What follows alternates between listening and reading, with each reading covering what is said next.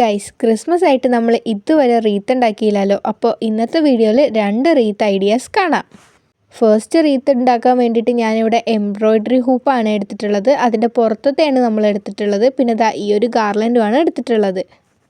അപ്പോൾ ഫസ്റ്റ് തന്നെ നമുക്ക് ഈ ഗാർലൻഡ് ഫുള്ള് ഇതിലൊന്ന് ചുറ്റി കൊടുക്കാം. നല്ല തിക്കായിട്ട് തന്നെ ചുറ്റാൻ നോക്കണേ. പിന്നെ നമ്മൾ ചുറ്റാൻ തുടങ്ങുന്നതിൻ്റെ സ്റ്റാർട്ടിങ്ങിലും എൻഡിങ്ങിലും ഒന്ന് ഗ്ലൂ വെച്ചിട്ട് സെക്യൂർ ചെയ്യുന്നത് നല്ലതായിരിക്കും.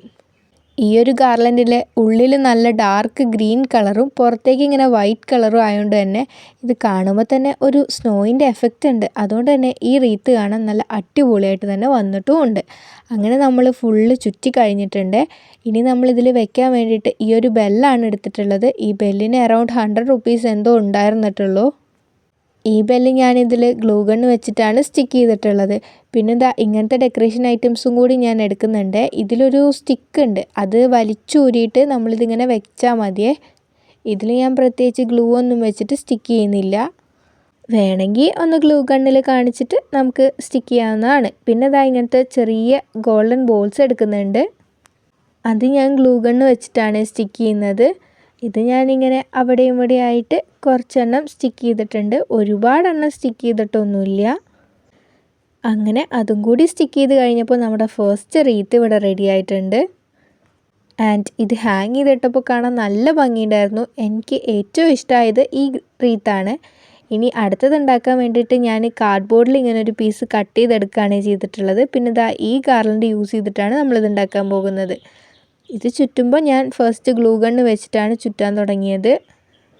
അതുകൊണ്ട് പിന്നെ അതവിടെ സ്റ്റിക്കായിട്ട് നല്ല രീതിയിൽ തന്നെ ഇരിക്കും. പിന്നെ ഇത് ചെറിയ റൗണ്ട് ആയതുകൊണ്ട് തന്നെ ഇത് നല്ല ബുഷിയായിട്ട് തന്നെ കിട്ടിയിട്ടുണ്ട്. മറ്റേതിൽ കുറച്ചും കൂടെ ഗ്യാപ്പ് ഉണ്ടായിരുന്നു അതിൻ്റെ ഉള്ളിൽ. പക്ഷേ ഇത് നല്ല ബുഷിയായിട്ട് തിക്കായിട്ട് തന്നെ കിട്ടി. അത് ഫുള്ള് നമ്മൾ ചുറ്റി കഴിഞ്ഞിട്ടുണ്ട്. പിന്നെ ഈ ഒരു സംഭവം മാനിനെ വാങ്ങിയപ്പോൾ കിട്ടിയതാണ്. ആ ഒരു മാനിൻ്റെ ഡെക്കോറിൽ ഉണ്ടായിരുന്നതാണ്. പിന്നെ ഈ ഒരു ഫ്ലവർ ഞാൻ എടുത്തിട്ടുണ്ട്. ഇത് ഇങ്ങനെ അവിടെ ഇവിടെയായിട്ട് ഒരു 2-3 എണ്ണേ ഞാൻ സ്റ്റിക്ക് ചെയ്തിട്ടുള്ളൂ. ഫസ്റ്റ് ഞാൻ വിചാരിച്ചത് ഈ 5 സ്റ്റിക്ക് ചെയ്യാനാണ്. പക്ഷേ പിന്നെ എനിക്ക് തോന്നി അത് വേണ്ടാന്ന്. പിന്നെ ഈ ഒരു സ്റ്റാറും കൂടി ഞാൻ ഇതിലോട്ട് സ്റ്റിക്ക് ചെയ്ത് കൊടുക്കുന്നുണ്ട്.